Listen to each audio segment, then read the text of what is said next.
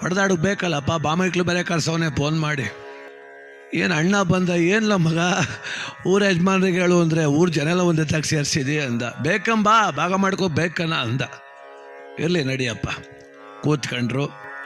ಊರ ಯಜಮಾನ್ರು ಏನಪ್ಪ ಏನೋ ಭಾಗ ತಗೋಬೇಕು ಅಂದಂತೆ. ಹೌದಲ್ವ ಸ್ವಾಮಿ, ನಾನು ನನ್ನ ತಮ್ಮ ಚೆನ್ನಾಗಿವಿ, ನಾಳಕ್ಕೆ ನನ್ನ ಮಕ್ಳು ಹಿಂಗಿರ್ಬೇಕಲ್ಲಪ್ಪ. ನನ್ನ ಮಕ್ಕಳು ಬಂದು ನನ್ನ ತಮ್ಮನೊಂದು ಜಗಳ ಆಡ್ಬಿಟ್ರೆ ನನಗೆ ಅದೇ ಭಯ, ಅದಕ್ಕೆ ಬಂದಿವನಿ ಅಂದ. ಹೀಗಾಯ್ತು ಬಿಡು, ಈಗ ಒಂದು ವರ್ಷದಲ್ಲಿ ಮನೆ ಕಟ್ಟಿದ್ದೀರಿ, 1 ಎಕರೆ ಗದ್ದೆ ಅದೇ, ಇವೆಲ್ಲ ಭಾಗ. ಯಜಮಾನ್ರೆ ನಾನು ಅದಕ್ಕೆ ಬಂದಿಲ್ಲ ಕಣ್ರಪ್ಪ, ನಾನು ಅದಕ್ಕೆ ಬಂದಿಲ್ಲ. ನೀವೆಲ್ಲ ನಮ್ಮೂರು ಹಿರೀಕರು, ನಾನು ಎಲ್ಲೋ ಸೇರ್ಕೊಂಡಿವ್ನಿ. ಊರಲ್ಲಿ ಇದ್ಕೊಂಡು ನಮ್ಮ ಅಪ್ಪ ಅವ್ನು ನೋಡ್ಕೊಂಡು ನನ್ನ ತಮ್ಮ ತಿಥಿಗೆ ಬಂದೆ ಅಷ್ಟೇ. ನಾನು ನನ್ನ ತಮ್ಮ ಚೆನ್ನಾಗಿರ್ಬೇಕು.